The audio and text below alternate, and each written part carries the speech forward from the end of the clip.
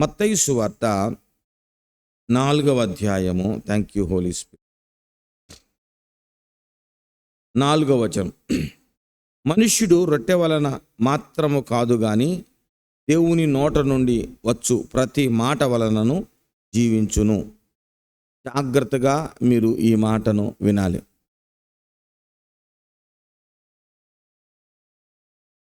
దేవుని నోట నుండి వచ్చు ప్రతి మాట వలనను జీవించును.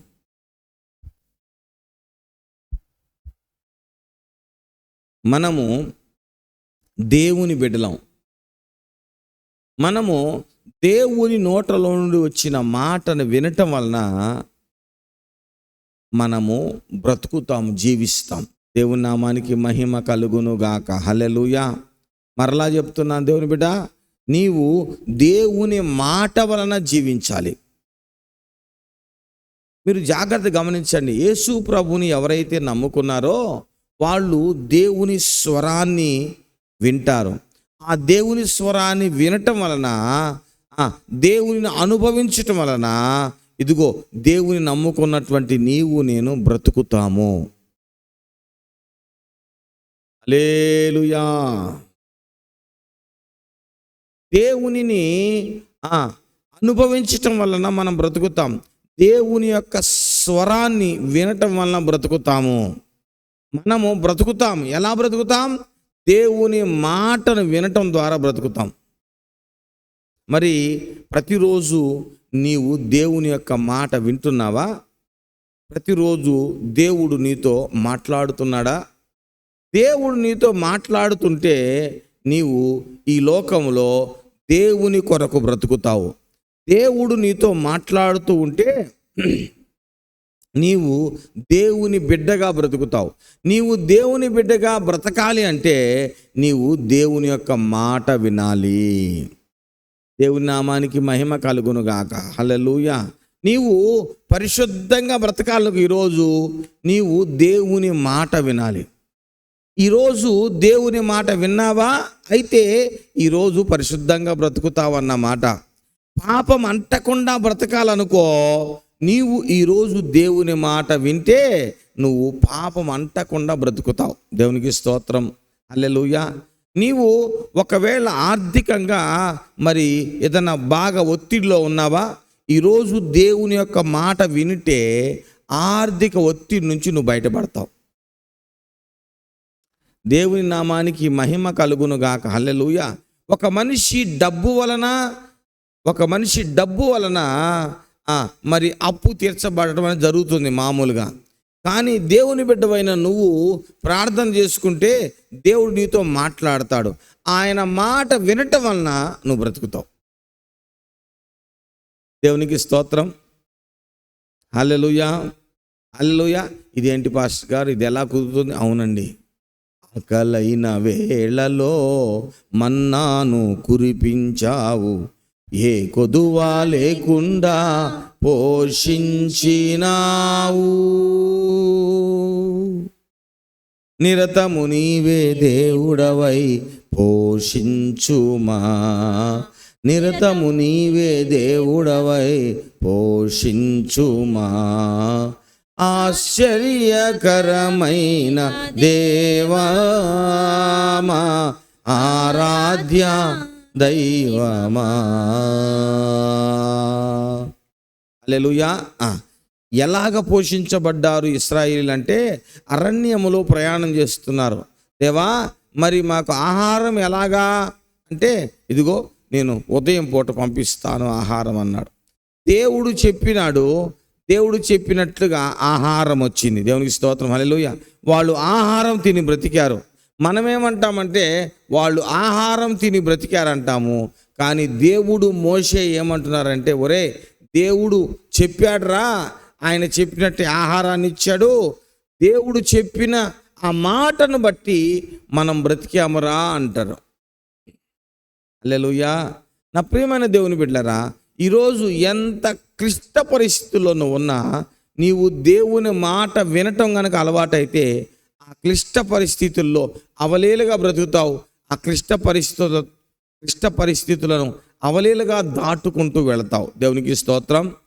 హల్లెలూయా. దేవుని మాట వలన నీవు నేను బ్రతకటం అనేది దేవుని యొక్క ఉద్దేశం. మనకున్న డబ్బు వలన బ్రతకటం కాదు దేవుని యొక్క ఉద్దేశం. దేవుని యొక్క ఉద్దేశం నీకున్న డబ్బు వలన బ్రతకటం కాదు, దేవుని మాట వలన బ్రతకాలను. నీకున్న ఆరోగ్యం వలన బ్రతకటం కాదు, దేవుని మాట వలన బ్రతకాలి. దేవునికి స్తోత్రం. హల్లెలూయా.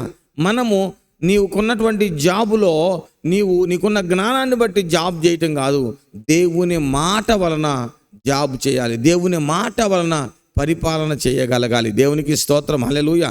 నాకు బైబిల్ తెలుసు కాబట్టి ఈ బైబిల్ వలన బ్రతకటం కాదు, బైబిల్లో ఉన్నటువంటి దేవుని యొక్క వాక్యాన్ని, దేవుని మాటలను నాతో పరిశుద్ధాత్మ మాట్లాడితే ఆ మాటల వలన నేను బ్రతకాలి. దేవునికి స్తోత్రం. హల్లెలూయా.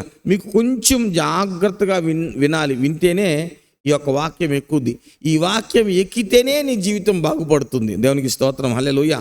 ఒకసారి మోషే అనే దైవ సేవకుడు ఒక సముద్రం ఎదురుగా వెళ్ళవలసి వచ్చింది. ముందు ఒక పెద్ద సముద్రం ఉంది, ఎర్ర సముద్రము దాని పేరు. వెనకాల శత్రువులు, భయంకరమైనటువంటి శత్రువులు వస్తున్నారు. విస్తారం కొన్ని వేల మంది శత్రువులు వస్తున్నారు. మోషేతో పాటు కొన్ని లక్షల మంది ప్రజలు ఆ ప్రాంతంలో ఉన్నారు. వాళ్ళని దేవుడు నడిపిస్తున్నాడు. వాళ్ళు సముద్రం దాటి అవతలకి వెళ్ళాలి. మోషే అంటున్నాడు, ప్రభువా ఇప్పుడు ఏం చేయాలి? ముందు ఆ సముద్రము, వెనక శత్రువులు, ప్రాణం పోయే పరిస్థితి, నాకు ఏమి చేయాలో పాలు పోవట్లేదు దేవా అని ఏడుస్తూ ఉంటే అప్పుడు దేవుడు అన్నాడు, మోషే నాకెందుకు నువ్వు ఇప్పుడు ప్రార్థన చేస్తున్నావు? ఎందుకు ఏడుస్తున్నావు? ఎందుకు మొరపెడుతున్నావు? నేను చెప్పాను రాత్రి నీకు. ఏం చెప్పానంటే సముద్రాన్ని రెండుగా చేస్తానని, ఏక సముద్రాన్ని 2 సముద్రాలుగా చేస్తాను, ఆరిన నేల మీద మీరు నడుస్తారని చెప్పాను కదా.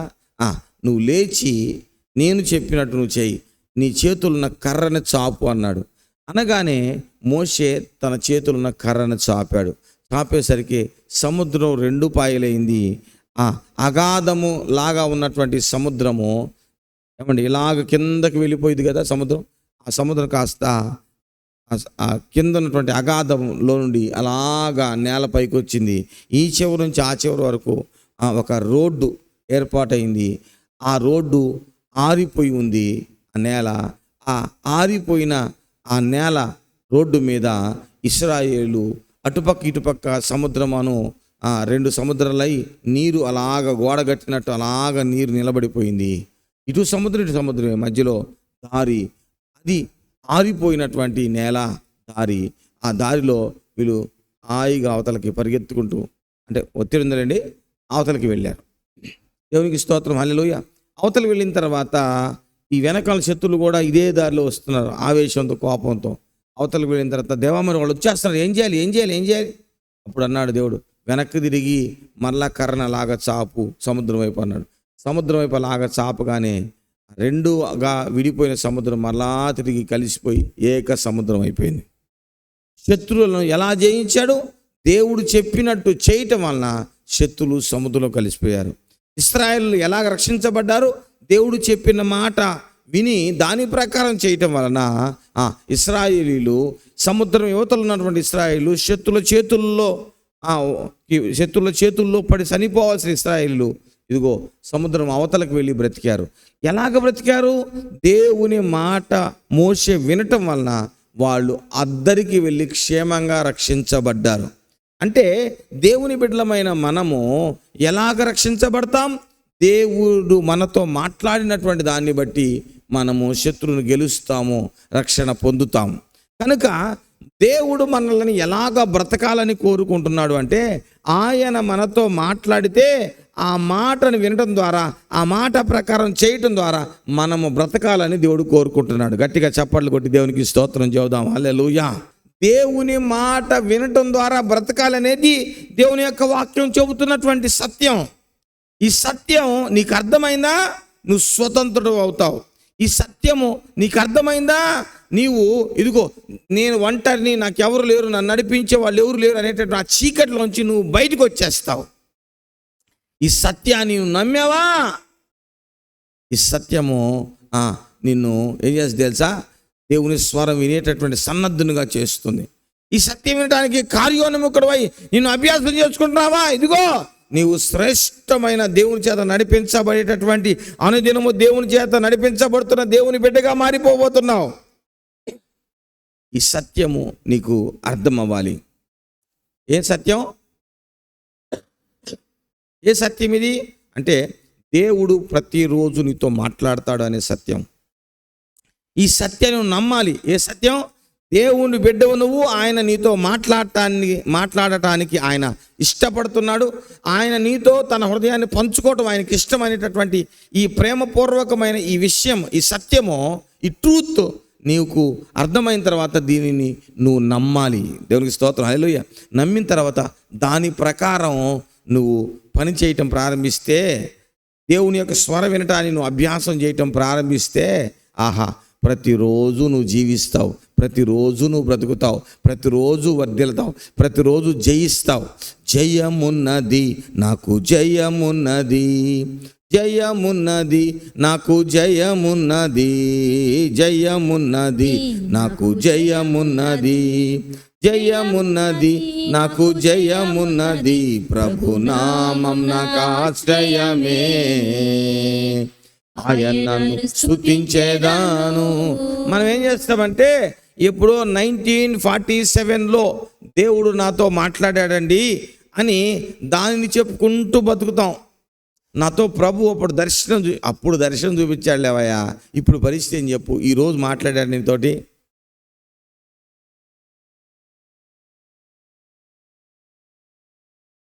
ఈరోజు దేవుడు నీతో మాట్లాడా అమ్మా? దేవునితో మాట్లాడా?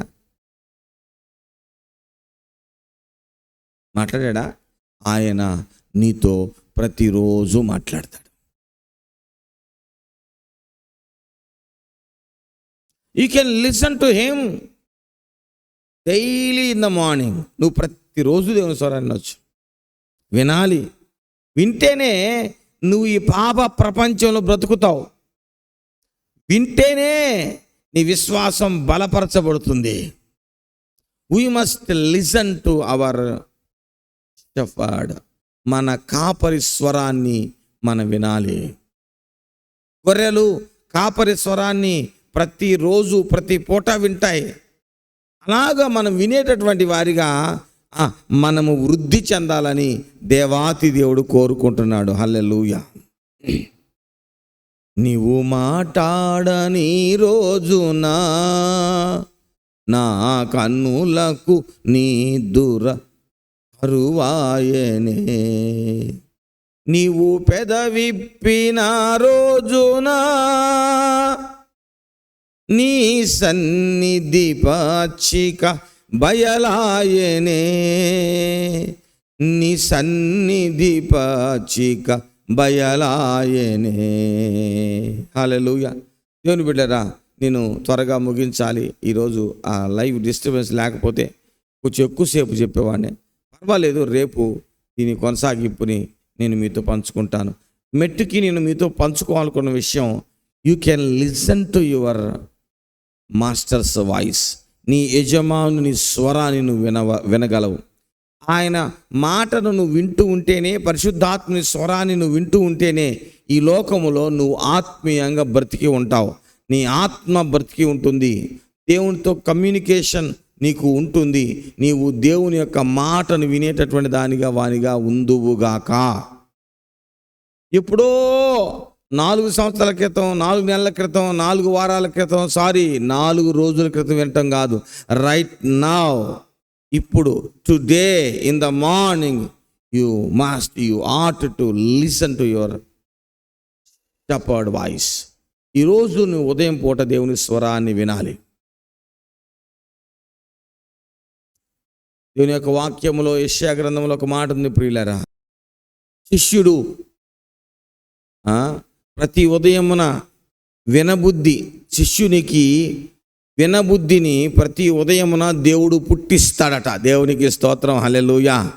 ఆయన ప్రతిరోజు నీకు ఉదయం పూట దేవుని స్వరాన్ని వినే బుద్ధిని ఇస్తాడట. అంటే ఆయన బుద్ధిని ఇవ్వకపోతే నువ్వు దేవుని స్వరాన్ని వినలేవు. హల్లెలూయా. దేవుని స్వరాన్ని వినకపోతే ఈ లోకంలో ఆత్మీయంగా బ్రతకలేవు. నువ్వు ఆత్మీయంగా బ్రతకాలంటే, నీ ఆత్మలో బ్రతకాలంటే, నువ్వు పరిశుద్ధంగా బ్రతకాలంటే, నువ్వు నీతివంతునిగా బ్రతకాలంటే, సాతాన్ని జయించి నువ్వు బ్రతకాలంటే, వచ్చే శోధన జయించి నువ్వు బ్రతకాలంటే, నీవు దేవుని స్వరాన్ని ప్రతిరోజు నువ్వు వినాలి. దేవుని స్వరాన్ని నువ్వు వినకపోతే, దేవుని యొక్క తాజా స్పర్శని నువ్వు అనుభవించకపోతే, ప్రారంభంలో చిన్న పిల్లవాడిగా ఉన్నప్పుడు వాడు అమ్మ ఎత్తుకొని లాలిస్తూ ముద్దు పెడుతూ స్పర్శిస్తున్నప్పుడు ఆ పిల్లవాడు ఆరోగ్యంగా బ్రతుకుతాడు. అది దేవుడు ఆ తల్లి ఆ పిల్లవాడినితో మాట్లాడుతున్నటువంటి మాట లాంటిది మాటే అది. దేవుని యొక్క తల్లి యొక్క స్పర్శ పిల్లవాడిని తాకటం అనేది ఒక కమ్యూనికేషన్.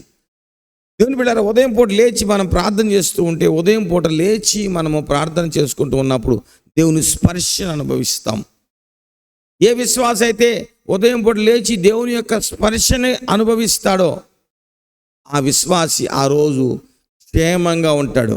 మీరు శోధనలోకి ప్రవేశించుకున్నట్లు మెలకువగా ఉండి ప్రార్థన చేయండి. మెలకువగా ఉండటం అంటే మన ఆత్మ దేవుడు చెబుతుంది రిసీవ్ చేసుకునేటట్లు మన ఆత్మ మెలకువగా ఉండాలి. దేవునికి స్తోత్రం. హల్లెలూయా. జాగ్రత్త. Listen to me carefully. మెలకువగా ఉండటం అంటే అర్థం ఏంటి అంటే చాలామంది తెలియదు. మనము ప్రార్థన చేసుకునేటప్పుడు దేవుడు మనకిచ్చే గైడెన్స్, దేవుడు మనకిచ్చే మాటలు, దేవుడు మనకిచ్చే నడిపింపుని మనము తీసుకోవాలంటే మన నా ఆత్మ మెలకువగా ఉండాలి. హల్లెలూయా. మాస్టర్ చెప్పే పాట వినాలంటే క్లాసులో వాడు మెలకువగా ఉండాలి. వాడు చెవులు వినటానికి మెలకువగా ఉండాలి, వాడు మానసికంగా. అలాగే దేవుని యొక్క స్వరం వినాలంటే నా ఆత్మ రెడీగా ఉండాలి తీసుకోవడానికి. నా ఆత్మ నా శరీరము, నా మనస్సు, నా ఆత్మ, గమనించండి, నా ఆత్మ దేవుడు చెప్పేది వింటది. దేవుడు చెప్పేది వినాలంటే నా ఆత్మ మెలకువగా ఉండాలి. దేవునికి స్తోత్రం. హల్లెలూయా. ఆ మెలకువగా ఉండి నేను ప్రార్థన చేయాలంటే, నేను మెలకువగా ఉండి నా ఆత్మలో మెలకువగా ఉండి ప్రార్థన చేస్తూ ఉంటే పరిశుద్ధాత్మ నాకు అంశాలు ఇస్తూ ఉంటాడు. ఆ అంశాలని నేను నా నోరు తెరిచి ప్రార్థన చేస్తాను అన్నమాట. నా ఆత్మ పరిశుద్ధాత్మ ఇస్తున్నటువంటి అంశాలను తీసుకుంటుంది.